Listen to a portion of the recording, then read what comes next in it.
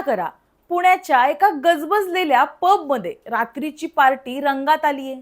संगीताचा आवाज, गर्दीची लगबग आणि बाहेर महागड्या गाड्यांची रांग. सगळं काही नेहमीसारखं सुरू असताना अचानक सायरन वाजतात. काही गाड्या थेट पबच्या गेटमधून आत घुसतात. क्षणात वातावरण बदलतं. कर्मचारी, मॅनेजर आणि ग्राहक सगळेच गोंधळून जातात. कारण त्या गाड्यांमधून उतरलेली व्यक्ती कोणी पोलीस टीम नव्हती, तर स्वतः महाराष्ट्राचे गृहमंत्री गोपीनाथ मुंडे होते. पुढे काय झालं हे जाणून घेण्यासाठी हा व्हिडिओ पूर्ण नक्की पहा. नमस्कार, मी सारिका आणि तुम्ही पाहताय पॉलिटिकल महाराष्ट्र. तर मंडळी, ही गोष्ट आहे 1990च्या दशकातली. महाराष्ट्रात पहिल्यांदाच भाजप शिवसेना युतीचं सरकार सत्तेत आलं होतं आणि गोपीनाथ मुंडे राज्याचे गृहमंत्री झाले होते. त्या काळी मुंबई झपाट्यानं बदलत होती. नव्या जीवनशैलीसोबतच पब संस्कृती वाढत होती. पण त्याचबरोबर अंडरवर्ल्ड, हप्तेखोरी आणि टोळी युद्धांचं सावट सुद्धा गडद होत होतं.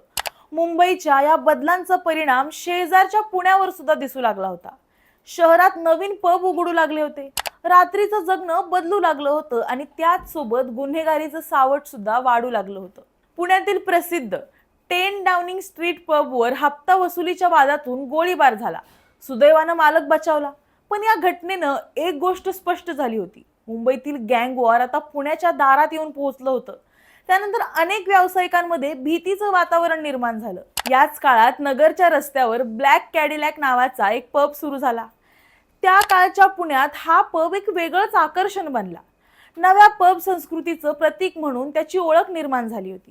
पुण्याच्या सांस्कृतिक प्रतिमेला धक्का बसतोय असा आरोप करत अनेक सामाजिक संघटनांनी आंदोलनं केली, विरोध केला. मात्र पबची लोकप्रियता काही कमी झाली नाही. उलट दिवसेंदिवस गर्दी वाढतच गेली. ब्लॅक कॅडिलॅकची चर्चा इतकी वाढली की तिची दखल थेट मुंबईतील मंत्रालयात सुद्धा घेतली जाऊ लागली. पुणे दौऱ्यावर आलेल्या गोपीनाथ मुंडेंच्या कानावर सुद्धा या पबची माहिती पोहोचली. सांगितलं जातं की त्यावेळेचे मंत्री दिलीप कांबळे यांनी या विषयाची माहिती मुंडेंना दिली होती. गोपीनाथ मुंडे यांची प्रतिमा ही निर्णय घेणाऱ्या आणि धाडसी कारवाई करणाऱ्या गृहमंत्र्यांची होती. अंडरवर्ल्ड विरोधी कारवाईंमुळे त्यांचा दरारा राज्यभर होता. त्यामुळे हा विषय त्यांच्या लक्षात राहिला. आणि मग आली ती रात्र. नगर रोडवरून जात असताना अचानक मुंडेंनी आपल्या ताफ्याला दिशा बदलण्याचा आदेश दिला. काही क्षणातच सरकारी गाड्यांचा ताफा थेट ब्लॅक कॅडिलॅक पबच्या आवारात शिरला. आता नेमकं काय घडतंय हे समजण्याआधीच पबमध्ये खळबळ उडाली. कर्मचारी आणि व्यवस्थापनाला काही क्षण विश्वासच बसत नव्हता. कारण त्यांच्या समोर उभे होते राज्याचे गृहमंत्री गोपीनाथ मुंडे आणि थेट गृहमंत्र्यांनी त्यांच्या पबवर रेड टाकली होती. असं करणारे गोपीनाथ मुंडे कदाचित पहिलेच असतील. त्यामुळे त्या एका कारवाईनं संपूर्ण पुण्यात मोठी चर्चा रंगली. कायदा सुव्यवस्थेच्या बाबतीत कोणालाही सवलत नाही असा संदेश मुंडेंनी आपल्या कृतीतून दिला. पुढे काळ बदलला. पुणे आणखीन मोठं झालं. पब संस्कृती ही विस्तारली. पण एका रात्री थेट पब मध्ये पोहोचून परिस्थितीची पाहणी करणाऱ्या गोपीनाथ मुंडेंची ती डॅशिंग स्टाईल आजही अनेकांच्या स्मरणात आहे.